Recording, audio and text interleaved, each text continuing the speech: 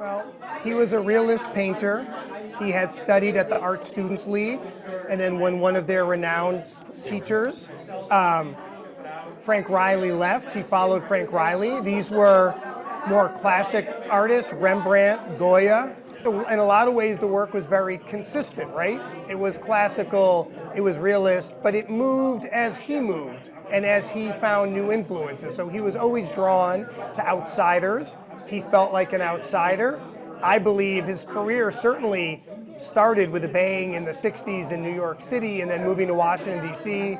But then he came here to upstate New York or central New York. He started painting landscapes, but what he found were fellow outsiders and freaks and those maybe without a voice, jugglers and clowns and people in sideshows. And that's what he became drawn to. Then he became drawn to people getting tattoos. And it was a whole series of folks who may be outside the mainstream, but those were his people. And so he wanted to not just tell those stories, those were his real muses.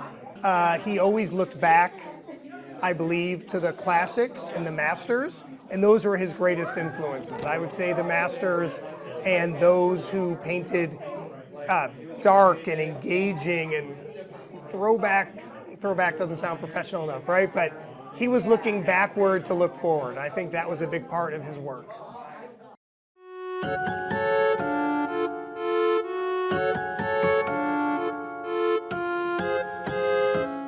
A product of New York City, and I think that can get lost for someone who really did so much of his work here in central New York. I mean, he was a New Yorker, and he's a Jew, and he's an intellectual, and I think these are all influences. And there was a great story earlier that I had never heard, though I immediately resonated, that he would paint with books open, and he would say, if you're trying to solve a problem, you don't look at a photograph, you look at the masters, right? How did Goya paint an arm? And I think that really gives some insight into how beautiful his approach was, that he was ready to be exposed and learn from and be inspired by whatever was around him.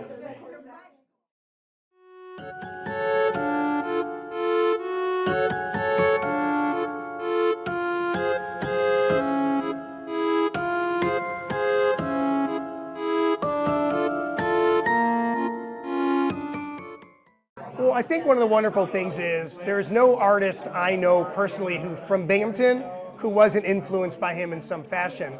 Though the most significant thing, I believe, is that he looked and acted and was a working artist. And so he was a model in a way where you could say, oh, that's doable, right? That's possible.